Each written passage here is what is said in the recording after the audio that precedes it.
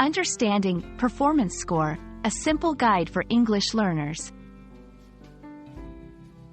Hello everyone, and welcome to our latest English learning video. Today, we're going to explore the meaning and usage of the phrase, performance score. This is a common term you might encounter in various contexts, from academic assessments to professional evaluations. Let's dive into understanding what it means and how you can use it effectively in English conversations. The phrase, performance score, is composed of two words, performance and score.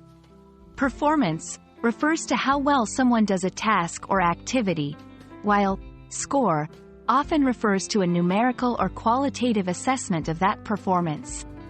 Therefore, a performance score is a rating or evaluation of how well someone or something has performed in a specific area or task. This can be in school, at work, or in any other scenario where performance is measured. 1. In education, students receive performance scores for tests, assignments, or overall academic achievement. 2. In the workplace, employees might be given a performance score during evaluations to assess their work over a certain period. 3. In sports and games, athletes and players often have their performance quantified in scores based on their gameplay or athletic achievements. 4. In technology and products, here, performance score might refer to the efficiency or effectiveness of software, a device, or a machine. Understanding the context is crucial as it determines how the term is interpreted and applied.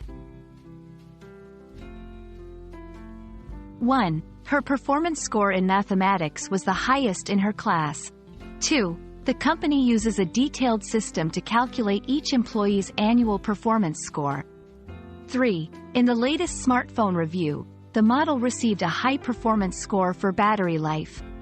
These examples show how performance score is used in different sentences, reflecting its versatile application across various fields.